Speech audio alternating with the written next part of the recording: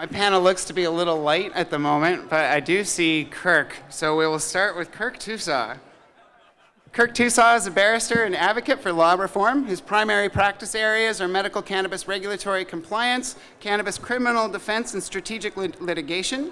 In addition to the daily practice of law, Kirk sits on the boards of the British Columbia Civil Liberties Association, Normal Canada, MAPS Canada, and the Sensible BC Society. Kirk has written and spoken extensively on issues related to drug policy, privacy, religious freedom, and criminal justice policy. He has testified several times before the House of Commons and the Senate, and litigated the first medical cannabis case to be heard by the Supreme Court of Canada. Kirk Tousaw. Dana. Bravo, Kirk. Bravo, Dana. Next we have Jodie Emery. Jodie is a political activist, public speaker, and longtime marijuana legalization advocate.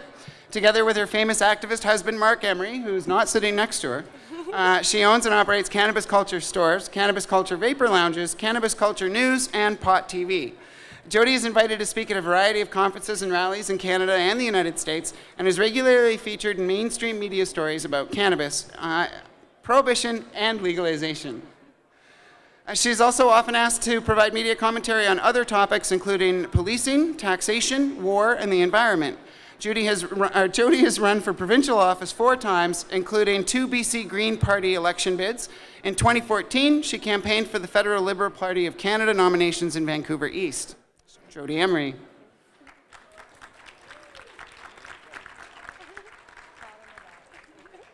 Next to Jodie is Marc Haden. He's an adjunct professor at the University of British Columbia and teaches in the UBC School of Population and Public Health, Nursing, Social Work, and Medicine. He is the chair of the board of the Multidisciplinary Association for Psychedelic Studies, MAPS Canada. He has published on the issue of drug control policy in the following journals: Canadian Journal of Public Health, International Journal of Drug Policy, Encyclopedia of Public Health, Harm Reduction Journal, and Open Medicine.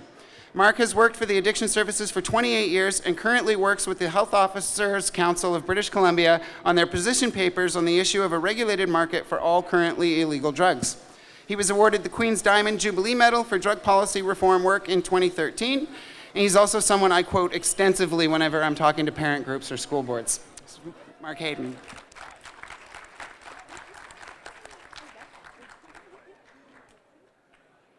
Sorry, they're not sitting in order, so I'm going to go all over the script here. Next, we have Dana Larsen. Dana is a well-known Vancouver cannabis activist, businessman, and politician. He served 10 years as editor of Cannabis Culture magazine, is the co-founder of the Vancouver Seed Bank, founder of the Vancouver Dispensary Society, and was vice president of the Canadian Association of Medical Cannabis Dispensaries. Larsen was a founding member of the BC Marijuana Party and the Canadian Marijuana Party. In 2003, he joined the NDP, running as an NDP candidate in 2008. In 2011, he ran for leadership of the BC NDP. Larsen is also founder and director of Sensible BC, Canada's largest grassroots cannabis reform organization. Larsen is the author of several books, including Harry Pothead and the Marijuana Stone, and the recently released Green Buds and Hash, as well as the Illustrated History of Cannabis in Canada. And last but certainly not least, we have Marc Emery, the world-famous Prince of Pot. He's known for his essential involvement in the marijuana movement since 1991. He helped make marijuana books and magazines legal in Canada, sold bongs and vaporizers when it was illegal to do so, created Cannabis Culture magazine, founded Pot TV, and campaigned in elections at all levels of government since 1980.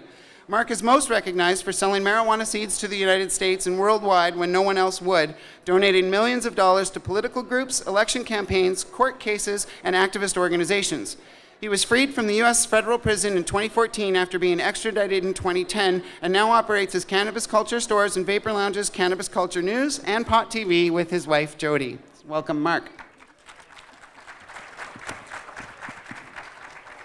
So this panel discussion is, the title of it is actually 2 topics and not 1, and each topic probably could have had its own panel.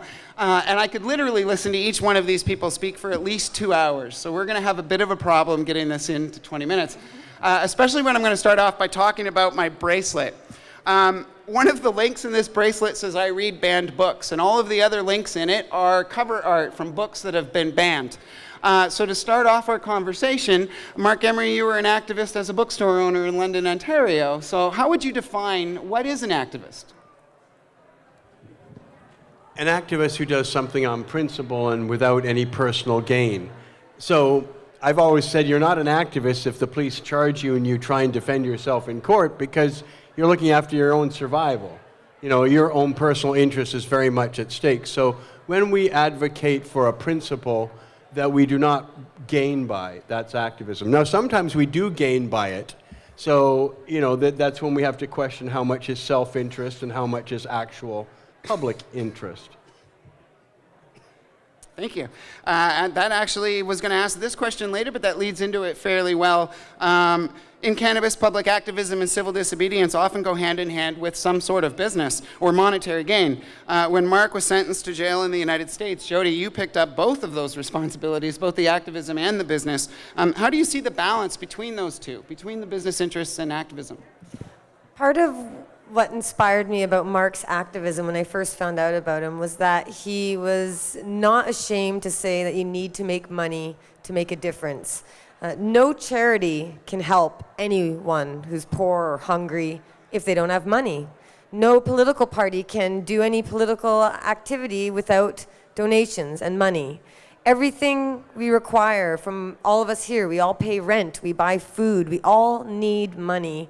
And money is required to do good, just as money is used to do evil. So money itself isn't bad, but a lot of people let their desire for money allow them to compromise their principles and morals to do bad things. But there are a lot of people in this world who have money and make money to give away, to do good with. Like all these social events and fundraisers, you know, these black tie events that I haven't ever been to and many of us haven't, but at least they're using money to give to something, and the something that gets the money needed it. So using a business to create money to finance a cause, but also to pay your own bills and keep a roof over your head, isn't something to be ashamed of. In fact, it's required. A broke activist can't really do much except use free public Wi-Fi to post on Facebook, or to do something on their own with their limited means. But if you're not able to create funds and money, you're not going to actually be able to print handouts. You're not going to be able to buy medical marijuana to sell to people who need it. You're not going to be able to do anything without money, and that's why so many groups here are non-profit, but they seek money, because without that money, they can't do the good that they do. So business is required for activism to be successful. And a lot of people find their own personal freedom and liberty through being self-employed and creating a business and hiring others. For myself, running our lounge, I have 36 employees in our lounge, store, media, and seeing some of them come up with their own little side business, and they're making money selling a product, and they're branding, and they're partnering with friends, and that's a wonderful thing. And wouldn't we all be so lucky to benefit from the economic freedom that marijuana can provide us all, and which is also required at this time to change the laws so we can have that freedom. Thank you. Yeah. We're going to actually talk a little bit right after. I'm going to do Kirk first. Yeah, because we're going to come back to activism a little bit. But the other half of the title was legalization. So we're going to come back to, we'll go a little bit more into legalization and then kind of come back and marry the two together. One of the proudest moments in my life actually was reading Justice Philan's ruling and seeing that my testimony had actually affected him. Being able to affect a judge like that is something that Mr. Tousaw makes a career out of. So Kirk, you wanted to kind of talk a little bit about home growing and how that fits within basically the Charter of Rights and Freedoms, in particular Section 7. Yeah, thank you, Jamie, and thank you for your testimony in Allard. And I just want to take a moment to recognize the people that have pioneered this industry. You saw some of them on the panel immediately before this one, who put their liberty at risk every day in order to advance social acceptance of cannabis and medical cannabis, in order to advance political and legal goals. We hear a lot of discussion now about what legalization is going to look like, legislation anticipated in the spring of 2017. And I wanted to just make a few comments on home production or personal production of recreational or adult use cannabis and how that fits into the charter. I think there's a general misunderstanding of what the charter analysis looks like. Because we talk about whether there's a right to grow at home or a right to grow medical cannabis at home, and that's really the wrong question. And it's the wrong question for this reason. In a free and democratic society that is committed to principles of individual autonomy and maximizing individual choice, the starting point is not what they will allow you to do. The starting point is liberty and what constrains the government's ability to restrict your liberty. Canada is not a parliamentary democracy any longer. Canada is a constitutional democracy with the enshrinement of the Charter.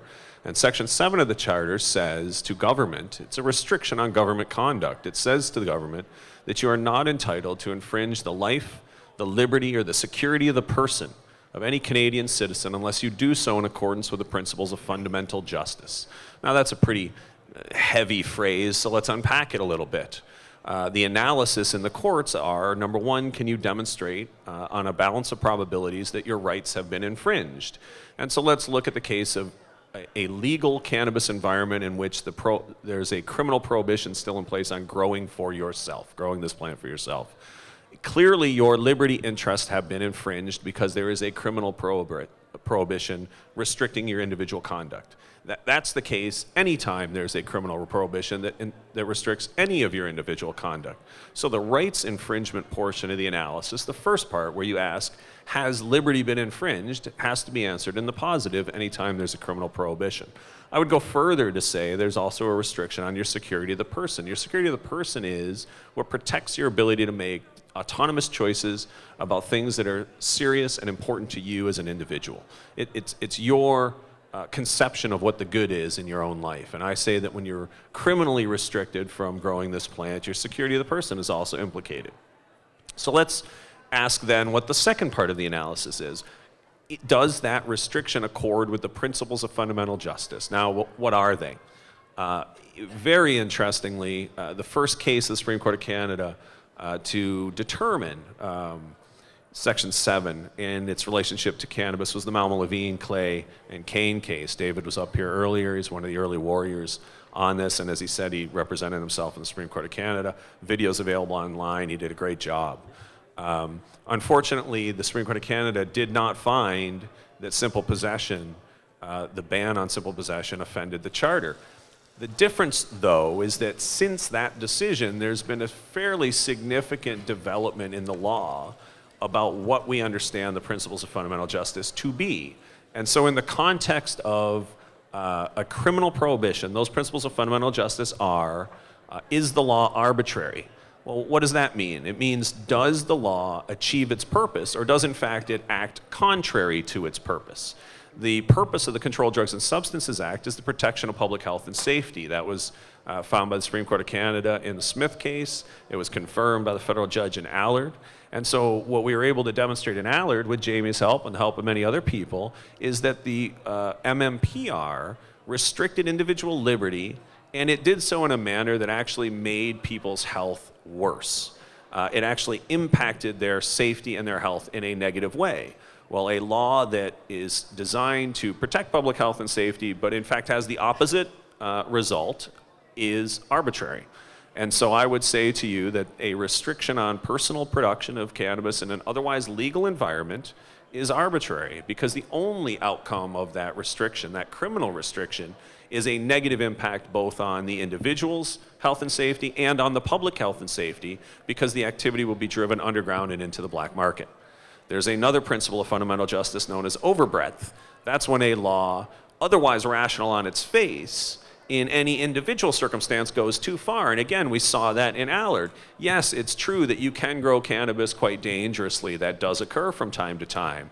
But for any individual person, you can grow it perfectly safely with no detrimental impacts either to your own or to community's health and safety. And so for each individual plaintiff in Allard, the government was unable to demonstrate that the purpose of the statute, protection of health and safety, was implicated in that person's case, and therefore the law was also overbroad. There's a third principle called the principle of gross disproportionality, which stands for the basic proposition that the punishment can't be grossly more severe than the harm to be prevented. And I would say that if you can go to the store and buy cannabis, if you can have a business selling cannabis and making money lawfully in a social use or adult use way, how then can you visit the criminal consequences, including jail, locking human beings in cages, on people who are growing that self-same plant at home with no risk to others for their own personal consumption? I say you can't do that and have a law that is consistent with Section 7 of the Charter. And so when we talk about what legalization might look like, and I hear the government may or may not be considering home production, the reality is if there's no home production, if there's no right to produce this plant for yourself, not for commercial purposes, but for yourself or for non-commercial trading with your friends like you can with all manner of other things, then it's not truly legalization, and the lawsuit will be filed the day after the law is brought into effect, and we'll have to go back to court and fight for these rights, as we have so many times over the past 20 years on this issue. So I hope not to have to do that, quite frankly, but I'm certainly ready to do it if it becomes necessary to do so, and I believe we would win.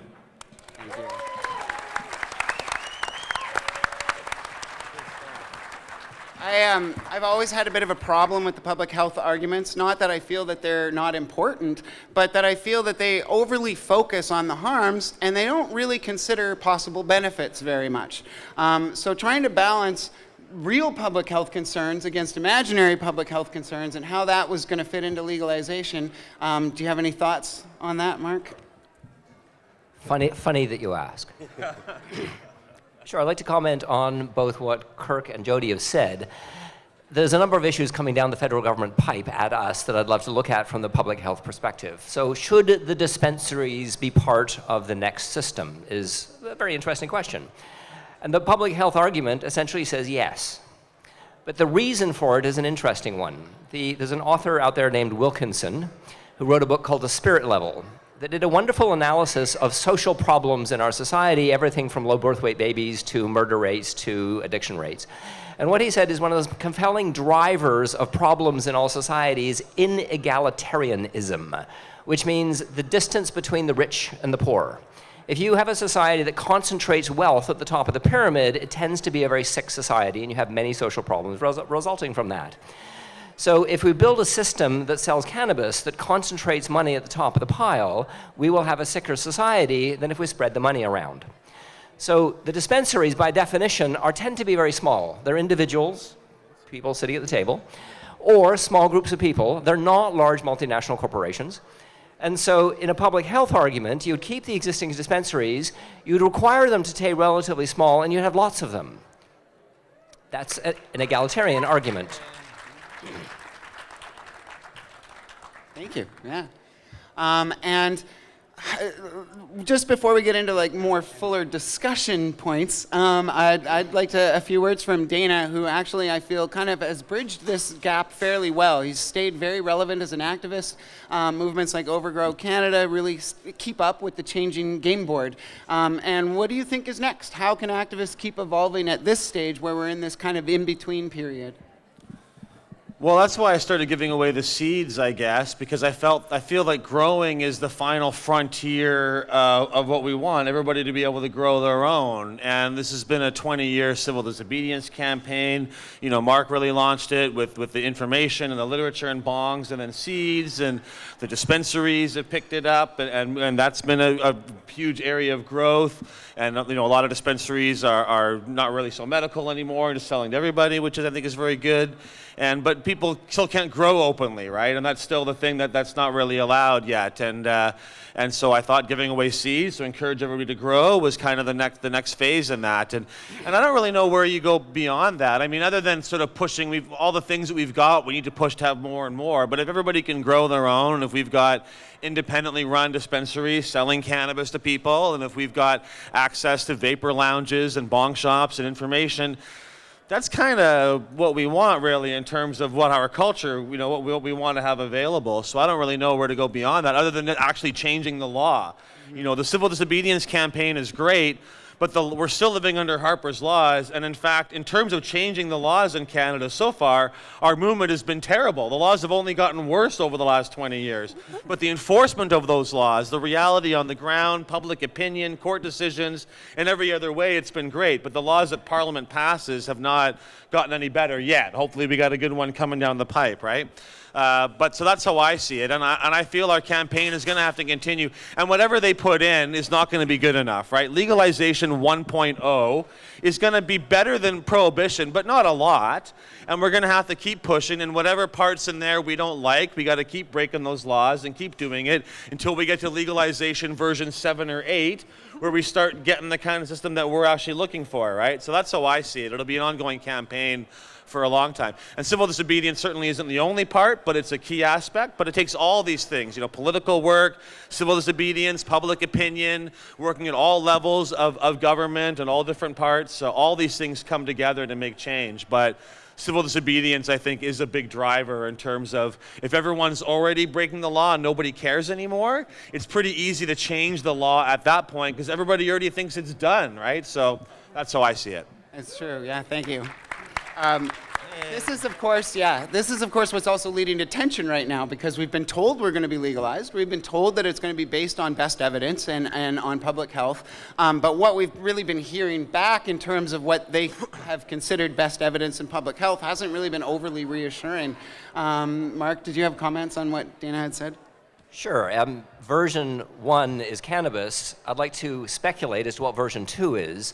I'm taking off my public health hat for a second, and I'm putting on my MAPS hat, which is the Multidisciplinary Association for Psychedelic Studies. Cannabis is first, psychedelics are second. And quite frankly, heroin and cocaine are third and fourth. All currently illegal drugs need to be part of this. Cannabis just yes, cannabis is a gateway drug. Yes. It's a gateway to legalization. That's the gateway. And so we need to continue the process. The beginning is cannabis. Nice, yeah, and that's something that A.C. Braddock had mentioned in one of the panels yesterday. That has always been what my thought about cannabis is that it was the plant that was not going to fit in the box, no matter how hard they tried to put it in that box. And once they realized it doesn't fit in that box, maybe other plants don't fit in that box as well. Dana, do you have a... Well, I would just say I think it's going to be the same path where I think medicalization of psychedelics will be the thing, right? It's easy to say no to some kid who wants to take it on the weekend, but a veteran who's got PTSD and he needs MDMA, it's a lot harder to say no to them. Yeah. And then just like with cannabis, you start realizing, well, if it's good for the person who's sick, it's also good to help prevent those kind of things. It's also maybe good for regular people to use in the right context as a preventative or as a, whatever, right? There's lots of studies showing that, magic mushrooms, even a single experience can change your whole life outlook in very positive ways. So I think we'll see the same kind of, the vulnerable groups that are hard to say no to will be in the front, and that will kind of normalize these things for other people, and then we see, well, it's good for everybody really, right? So. Yeah, nice. Kirk, I just wanted to get back a little bit to home growing within legalization. The deadline's coming in fairly soon for when we're supposed to see some sort of draft around the medical. So do you think they're going to try and tackle like medical patients are allowed to grow first and then maybe include that into legalization? Well, certainly the Allard ruling requires the government to address the constitutional deficiencies of the MMPR by the 24th of August. Now that clock's ticking relatively quickly. It does not appear from an outsider's perspective that the government has made substantial progress towards a new regime. I suspect that they're not entirely sure what to do. And I suspect largely the reason they're not entirely sure what to do is that Justice Phelan kept jurisdiction and kept the injunction alive that protects so many patients, former MMAR patients and producers, and said essentially that the injunction lives until further order of the court. Now, as a practical matter, what does that mean? In the past, when the government has responded to declarations of constitutional invalidity, they've moved inches rather than miles. They've taken very incremental steps towards constitutionality. I've argued in court unsuccessfully, but will continue to argue, that those responses have been contemptuous of the decisions of the courts. In effect, they've thumbed their noses at the ongoing constitutional dialogue between the courts and the legislature in a charter-based democracy by taking these tiny little steps. The difficulty is I think they'd like to take a tiny little step in response to Allard. I think they'd like to implement some kind of like 5-plant hard cap on medical producers if you have a permit from your doctor, and then just revitalize the MMPR as the commercial distribution avenue, perhaps with some retail components through pharmacies or the like included. The difficulty with that approach is they're not going to get rid of the injunction by doing that. We've educated Justice Phelan enough that he understands that if you can't justify any prohibition on home production in the context of a lengthy charter trial with tons of expert witnesses, the entire resources of the government of Canada at your disposal, bringing in experts from all over the world if you're the government of Canada, and you can't even justify the restrictions on all of our plaintiffs, by the way, all of whom could produce in excess of 100 plants each. It's going to be very difficult to go before that justice again and say, well, we fixed it, Judge. People can all grow 5 plants now, because the arbitrariness problem remains. It is just as safe or unsafe to grow 5 plants, 50 plants, 500 plants, 5,000 plants. It just depends on how you're doing it. And so I think there's a big problem there, and I don't think the government has figured out how they're going to address that problem. I can tell you that John and I and the other lawyers involved in Allard are prepared to go back to court if we need to continue to fight this battle that we've been fighting for many, many, many years in the courts. I desperately hope we don't have to do that. It is difficult, it is arduous, it is tough for the witnesses, it is tough for the lawyers, it's tough for all the people out there that don't have any ability to control the outcome of the events, and yet their very lives depend on what those outcomes are. And so the government has a real opportunity here. Quite frankly, I'm not sure why they're not simply just thinking about bringing back the MMAR for personal production and caregiver production, and having the MMPR with some tweaks be the commercial distribution system. It needs a lot of tweaks, but that's beyond the scope of this panel. That seems to me to be the easiest short-term solution whilst you figure out the rest of it. But I have no idea what's in their heads, and I fear to speculate. Yeah, fair enough. One of the big issues with diversion, of course, is why they're worried about plant numbers, and they're talking about loss of revenue, but they're also talking about access to youth, which touches on what I was talking about earlier about the public health. Right now, our colleges consider 25 to be youth. So in any sort of legal rec market, it wouldn't be anyone under 25 wouldn't actually be legal. Marc, Haden, you had some comments you wanted to make on that. Well, the issue of access to youth, I think, is the most controversial. And there's essentially 2 positions out there, and I'd like to fill in the middle ground. The position of Justin Trudeau is it's a nasty drug, and if youth get a hold of it, it'll damage their brains. The position of David Malmo-Levine is it's the same as caffeine, treat it the same as caffeine. So those are 2 relatively divergent points of view. I've put a lot of thought into the middle ground, and I'd like to just throw out some ideas here. My position on access to youth really comes from a paper I've just finished writing on psychedelics and a post-prohibition regulatory model for psychedelics in a world of public health. And we looked at various pieces of the puzzle. Piece of the puzzle number 1 is there's 23 states out there that allow parents to supervise their children's alcohol consumption. Piece of the puzzle number 2 is ayahuasqueros and peyote traditions have always allowed youth access so long as there's parental approval, but not parental supervision. The issue of health access, if you think about how we as a province, how young people access health services, I think is relevant because youth are divided into mature and immature minors. Mature minors being defined as those who can make their own decisions and understand what they're asking for, and immature minors being defined as those who can't. All of those examples that I've just given essentially are guided by adults in some kind of ceremonial context, or some kind of context, which is sometimes ceremonial. My observation is, my interest in drugs is historical and cross-cultural. And if I look at all drug use throughout history of mankind, and I look at all drug use around the planet today, largely benign use of drug that's integrated into cultural uses is supervised by adults in some kind of cultural context. And so, at the end of the day, I took all of those pieces of the puzzle and wove it into this paper, basically saying, yes, youth should be able to access it, but they should be able to access cannabis with some kind of context that really we as a society haven't figured out yet. And we need to have a larger discussion of it, and it probably needs to have some guidance by elders.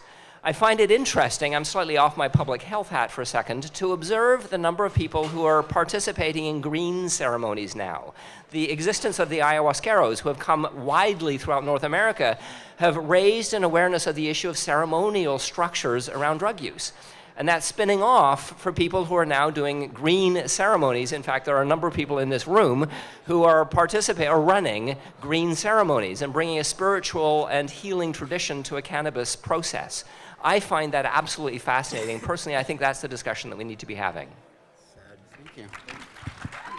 I think we're a little bit over time already, so we should probably move to some questions, because I imagine there will be some. I just wanted to add very, very quickly that... I'm going to throw one fast thought. My conclusion is, yes, cannabis should be accessible to youth, but it should be a ranked system. Cannabis first, alcohol second, and tobacco third, based on age. Interesting. One of the things for me that I find is missing from most of these discussions is we've apologized for historical wrongs in other areas. We've apologized for the Komagata Maru. We've apologized for the head tax. We've apologized for residential schools. And yet we're still ignoring the knowledge and approach that the elders in these societies had towards these drugs. So that's really resonant with me in particular when you speak of that, Marc.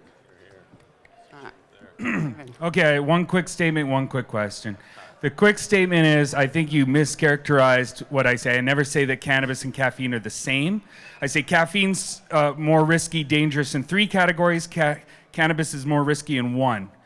Caffeine is more risky in overdose deaths, overuse deaths, and withdrawal symptoms. Cannabis has higher impairment levels of novice users, which could justify some restrictions that don't apply to coffee beans.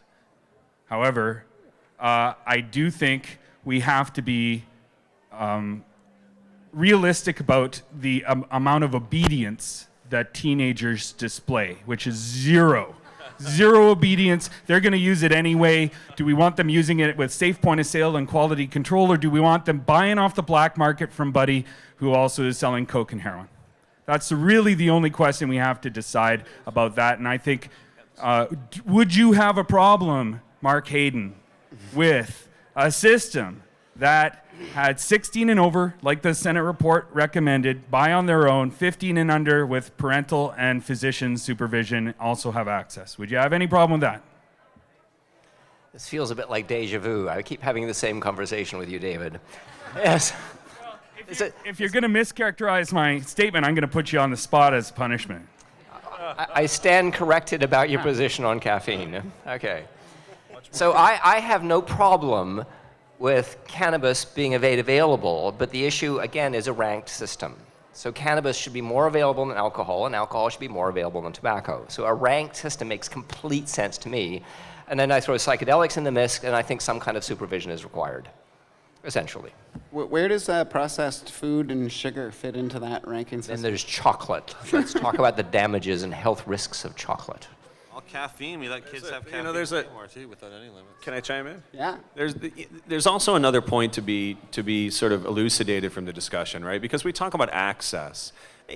Teenagers have access to cannabis. When we're talking about access, we're talking about access through a legal avenue of access, right? And so I think that there's a big difference between a system in which no young person can be arrested or saddled with a criminal record arising from their use of cannabis, and a system which also then subjects young people to the influences and vagaries of capitalism as consumers being convinced that they should buy and consume more and more and more of a product that is making money for the people producing and selling it. And John Conroy and I actually had a fairly pitched argument in front of Bill Blair about this, at the end of which I sort of looked at Mr. Blair and I said, and you must have thought I was the radical one first, but I'm not as crazy as Conroy. Because he favored a system where 16-year-olds could go into a store and purchase cannabis. And I said, no, I don't happen to favor that system. I happen to favor a system in which no young person or any other Canadian can face criminal consequences for accessing cannabis. But I think the decision and whether a 16 or 17 or person under the age of majority should be able to have access to it, legal access to it, is a decision that has to flow through a parent or other supervisory authority, not through a profit-motivated shopkeeper. Because at the end of the day, when cannabis is legal and becomes a commodity like everything else, it's going to be marketed, sold, and it's going to be, something that puts money in people's pockets, and therefore there's a real incentive to get you to buy as much of it as possible. Anheuser-Busch spells $1 billion every year to try to sell alcohol just in North America. The same is true for caffeine. Would you favor age limits on coffee purchases? Well, I think I'd favor parental restrictions on accessing highly potent caffeinated substances. But, caffeine, I appreciate your nuanced distinction between the risks of caffeine and cannabis, and thank you for explaining that because it helped clarify my thinking on your position as well. But the impairment piece is pretty strong, and by definition, most youths are novice users. So I think there's a pretty fundamental difference there that it's hard to get it over when you're talking about age limits. So I do think there's also a point that we're kind of glossing over that's actually is the point. How many people in this room had alcohol before they were of the legal age of majority? Everybody. How many of you had cannabis before it was legal? All right. I actually I became age of majority in Alberta when I turned 18, and then I moved to Ontario before I was 19. So I became illegal again. And then I went to school in the United States where I was illegal a third time for a whole year. So there's a ridiculousness to this. I think you wanted to say a little bit more on the... It's interesting to look at how youth use changes with legalization. So it's interesting, the Dutch youth use cannabis at about 50% of the American youth, and they've done that for 30 years. It's very low. And now that the states are legalizing cannabis, youth in the states where it's becoming legalized, use is going down. Yeah? Something just came to mind I've never thought of before, but how old are young teens when they start babysitting? I think you can start babysitting when you're about 12, 13, 14. Yeah. And you're responsible for another living being who's often a baby or a child. So is the concern about kids and cannabis or young people, that bothers me too. What's a young person? What's a teen? What's a kid? If 19-year-olds are kids, then, we're twisting up our language here. But if a young person is responsible enough to be home alone or to babysit or to have a newspaper route of their own, are they then responsible enough to decide whether or how to use cannabis? And I haven't thought about that before, but I was 12 years old when I was taking care of somebody's kid, and I guess I was responsible enough at that time. So I don't even know. This is just amusing that came to mind. So. Yeah. I have one quick thought about age limits is that they don't need to be the same for all cannabis products, right? A cream or a salve should be available to anybody. CBD products that don't get you high, there should be no age limits for that at all. Yeah. And and maybe even... And on the other hand, maybe like a super concentrated psychedelic dose of cannabis should be a higher age limit than being able to smoke a joint or something that can really, I wouldn't mind seeing graduated things like that. With a lot of stuff, it's the dosage and the potency that affects it more than the substance itself. So a lot of cannabis stuff I think should have no age limits at all. Absolutely. And so, Marc, you just had a question. What exactly was your thought around that? Because it does tie into age limits, absolutely. But one of the issues that's being floated by the federal government is should cannabis be available in liquor stores? And the public health analysis of that is actually quite straightforward, is that yes, if it replaces alcohol, because alcohol is more harmful both individually and from a community and family point of view, and no, if it increases the use of alcohol. And we actually don't know yet. There is some evidence coming out of the initial legalization experiences in the States saying that alcohol use goes down, which is actually a good thing when cannabis becomes legalized. But if we want to find out in Canada, what we do is we take 4 stores in 2 different provinces, 2 are urban, 2 rural, that have established track records in terms of the sale of alcohol, and then we sell cannabis in them, and then we see, does alcohol use go down with that experiment? And if it does, then yes, we should sell it in liquor stores, including the dispensaries. And if alcohol use goes up, we shouldn't sell it in liquor stores. And if it stays the same, then it's a political choice. Also, if it causes people to combine them together more, that would also be a factor, right? Absolutely. Because even if they're not drinking, if they're mixing them together more often, I'd say that's also probably a negative result. And Denmark is specifically using cannabis in programs to get people off of alcohol. So yeah, there's that issue as well. And I know people that have just done that naturally. They just stop drinking alcohol when they start smoking. And so do you think that might be why the liquor control boards want to sell marijuana? Because they're thinking, well, first of all, some people might choose pot over booze, But maybe it's also a way to sell more booze. I don't know. We don't know how it would happen. But if they're bringing people in to buy weed, and clearly with the supply and demand being demonstrated by dispensaries, a lot of people demand access. And so if they go to a booze store to get their weed, maybe they'll be tempted by that picture of Captain Rum or whoever he is, you know? They'll be selling infused alcohol pretty quick, right? You'll have infused alcohol with cannabis together combined into one thing, which No. Which could cause fine, but problems not- too, even. Yep. Yeah, absolutely. Especially if you're just still experimenting or still getting used to either one of the two substances, right? Did you have a question? One of the older Central American civilizations is known as the Toltecs, and there's at least one tribe that continues with the old ways. Once a year, the elders, they climb up their holy mountain, and they take heavy doses of peyote, and they base their plans for the coming year on the insights they receive from those experiences.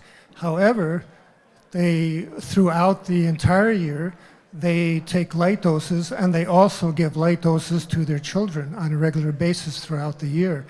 And this is a really good example of how cultural prejudices about drug use can be based much more, or I should say attitude towards drug use can have far more to do with cultural prejudices rather than the actual effects of the drug.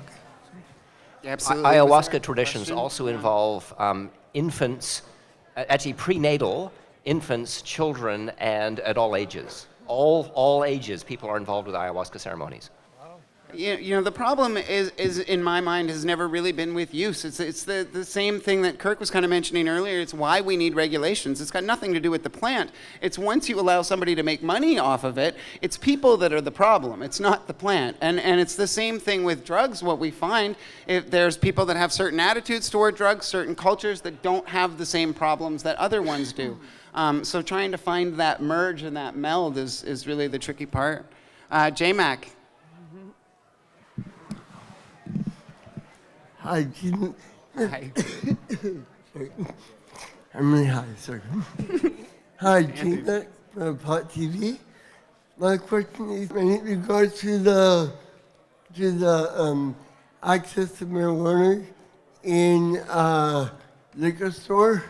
One of the arguments brought up for Washington State especially was that they wanted to save money by using a pre-existing bureaucracy rather than creating a whole new one. So they said, well, the alcohol distribution model already exists in Washington, so instead of duplicating this entire system with all the employees and all that you'll need, why not just put it all in that same group? But of course, as with any decision, there's consequences and negatives and positives. So I think that was a selling idea for the people, that, you know, it saves money, it reduces bureaucracy, and so I think that was one of the benefits of a liquor distribution model. But clearly, the underground market still exists in Washington because any overregulation will lead to the continuation of the underground market. Well, yeah, and their big mistake is the one that it looks like we're going to be making as well, where we don't bother fixing any of the problems or issues with our medical side. We just kind of move ahead with recreation and maybe end up throwing the recreational, the medical right under the bus. That's what's going on in Washington right now. So sad to see. Okay, thank you, Jodie and Emery, for giving me a clear answer. Thank you. Oh, of course. Thanks, J-Mac. I really hate to cut this incredible panel short. I think we could really have a longer discussion. It's wonderful to have the experts come out here and get in a kind of roundtable, problem-solving way and just kind of clarify some things that we need to understand before going forward. I really want to thank every single one of our panelists that's here for all your hard work, especially the activists who, you know, from the beginning have paved the way for us. Really, it wouldn't have been the same without all of their hard work, their commitment, and their heart. I also want to thank Jamie for all her support and being an incredible moderator. Thank you. Thank you. So just a few words before we kind of close the container of this incredible 2 days. So inspirational and so exciting and so informative to be with all of you here. I opened up this speech with the whys, so it was reverence, so honoring the plant, and I think we really, really did that. We all joined together and we, put her in a new light, and that's what the community definitely needs to see. The second thing, of course, was community, compassion, and unity, and it was so beautiful to see all of you connecting from heart space in a positive way with each other. I hope that will continue as we go forward. It was really, like the feedback that we got, Jay and the Cambridge Team House, such an incredible job again for putting this event on. Yeah, thank you. The two feedback that we got was no longer why are we doing this? It was when and where are we going to do this again? And so continuing that conversation forward with at least once a year for us to come back together, ground in, and have a community update about what's going on so we're all in the know. The last reason of why I felt like we were here, of course, is the responsibility and stewardship for our planet, and that was also really taken care of. I loved what anandamide represents for us right now. That was the endogenous cannabinoid neurotransmitter that was discovered by Dr. Hanos, and it's all about bliss and balance. So as long as we take that away from this conference, staying in your bliss, staying in your balance, in the equilibrium of your internal state, we can project that out into our world and be able to create the internal world outwards. So I really invite all of us to commit to that. Now, before I finish, just a few thank yous as well. So of course, we wouldn't have been able to do this event without our sponsors and the exhibitors. The exhibitors are conscious community, conscious business, and they help support the platform for education and also engagement. So thank you so much to each and every single exhibitor that came and invested that time, invested that, as Jodie said, the currency that allows us to be able to keep doing this advocacy work and forward movement. I also want to thank Crop King Seeds, Kyle and his team for their incredible support as our top sponsor. Namaste Vapors, thank you so much. Cannabis Growers of Canada, as well as the online dispensary. They were together in the sponsorship. I want to thank Moda, MJ Freeway, Canutra, as well as of course, I forgot to mention these two friends, Mike and Carmel. Carmel's in the middle sitting there. They just so generously gave their time as far as our social media, just getting our ads out. They didn't ask for anything, and I really just want to appreciate your support and help in that, definitely. Thank you. Some logistics also, just a few things. Please return anything that you found, including cell phones, just up here. Just pass it to me. I'll make sure that we put it online so people can get it. Please give us some feedback. This is the People's Plant, the People's Conference, so whatever you guys feel that we need to improve on, maybe next year we got to close off the space because it was incredible what was happening here. There was so much magic.